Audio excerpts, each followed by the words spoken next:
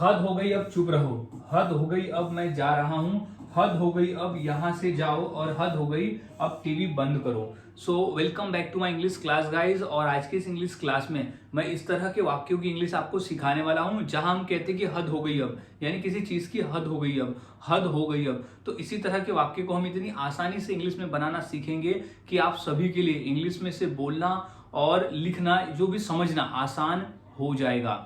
और हाँ गाइज, मैंने ऐसे ही 300 इंग्लिश सेंटेंस फॉर्मूला भी आपके लिए तैयार किया है, जिसके आधार पर आप ऐसे 300 वाक्यों को इंग्लिश में बनाना सीख जाते हो जो सेम टाइप के होते हैं, और एग्जाम्पल के साथ में मैंने यहाँ समझाया हुआ है, जिसे आप आसानी से 150 रुपीज में खरीद कर इंग्लिश सीख सकते हो।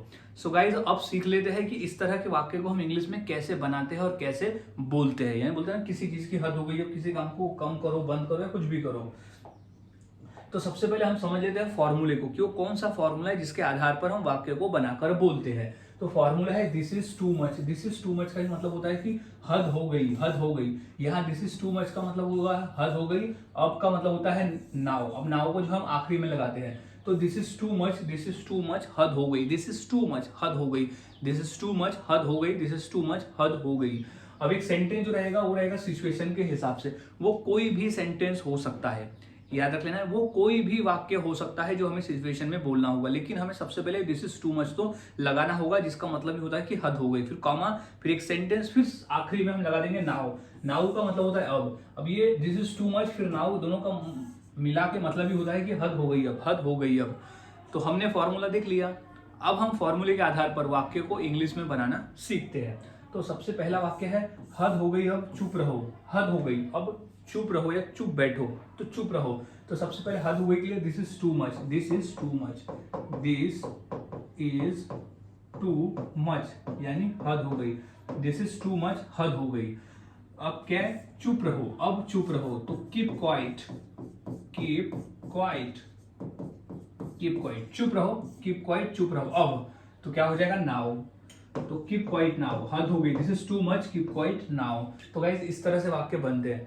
और एक वाक्य देख लेते हैं, जैसे हद हो गई अब मैं जा रहा हूँ, हद हो गई अब मैं जा रहा हूँ। तो क्या हो जाएगा इंग्लिश में, तो हम लिख देंगे दिस इज टू मच, यानी हद हो गई, दिस इज टू मच, यानी हद हो गई।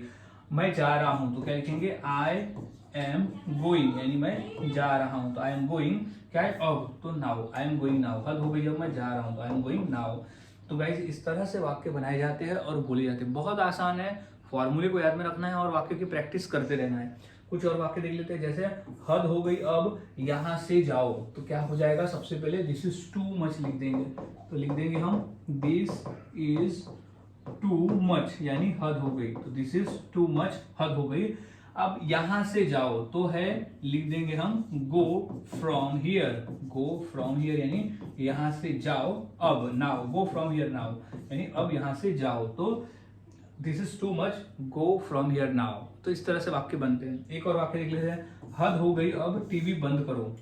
हद हो गई अब टीवी बंद करो, तो हो जाएगा this is too much, this is too much, यानी हद हो गई, this is too much, TV बंद करो। तो क्या हो जाएगा, switch off the TV, switch off the TV, switch off the TV now, अब, नाउ यानी अब, क्योंकि हम नाउ भी कॉमन में रहेगा। तो this is too much, switch off the TV.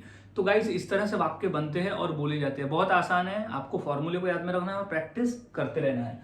कुछ और वाक्य देख लेते हैं, जैसे हद हो गई अब हमें अंदर आने दो। तो हद हो गई के लिए क्या लिखेंगे, सबसे पहले दिस इज टू मच, तो क्या होगा, दिस इज टू मच, यानी हद हो गई, तो दिस इज टू मच, हमें अंदर आने दो। तो हमें अंदर आने दो की इंग्लिश क्या होगी, let us come in, let us come in now.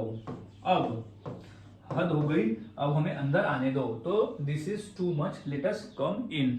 Next वाक्य है, हद हो गई अब उसे जाने दो। हद हो गई अब, तो क्या लिखेंगे, सबसे पहले हम लिख देंगे this is too much, this is too much, यानी हद हो गई अब उसे जाने दो।